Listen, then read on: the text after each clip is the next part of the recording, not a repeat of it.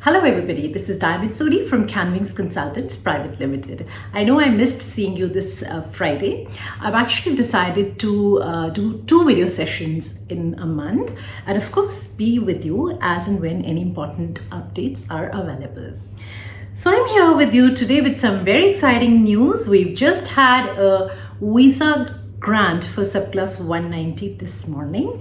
I'd just like to share that visa grant letter with you for confidentiality purposes. Of course, the name of the applicant has been hidden.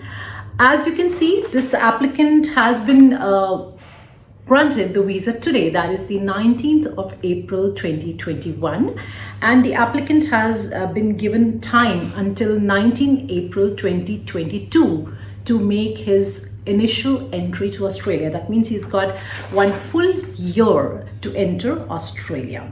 Now, this applicant is from Punjab. His occupation, nominated occupation, was a manufacturer, an occupation that is assessed by the VERISES, and the applicant had a 190 nomination from the state of South Australia. Now, with this, I'd like to quickly touch upon some rumors that are being floated around, and many of my clients, many of my viewers have shared this with me. They've been saying that, we've heard that probably Australia is not going to allow migrants into Australia until 2024. So that sounds bizarre to me actually. Now, my question to those of you who are being taken in by such rumors is that if that were true, if Australia had the intentions to postpone the entry of migrants into Australia until 2024, please explain why have they made it mandatory for this applicant to enter Australia not later than 19th of April 2022.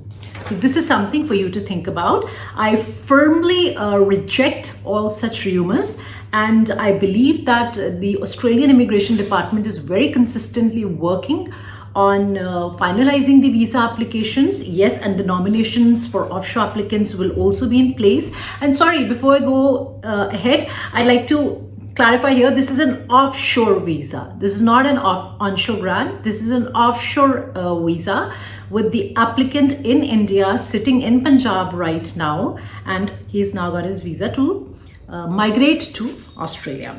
The next thing I'd like to quickly touch upon is that for those of you who probably are still very uncertain about nominations opening up, I'd like to tell you here that except for 189 visa, wherein you can just go ahead and lodge, apply independently, the 190 and the 491 visa subclass makes it mandatory for the applicants to be nominated by a state or a territory.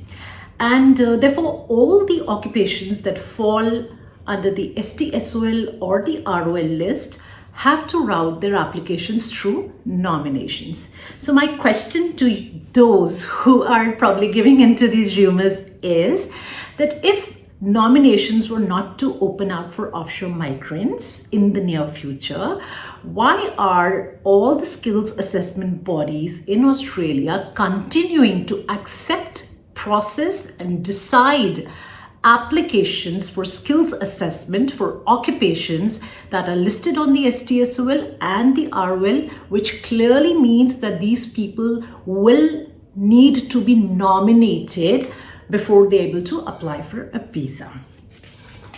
Thirdly, I'd like to tell you that the visa process is absolutely on. The Department of Immigration and Home Affairs is accepting applications every day for all subclasses.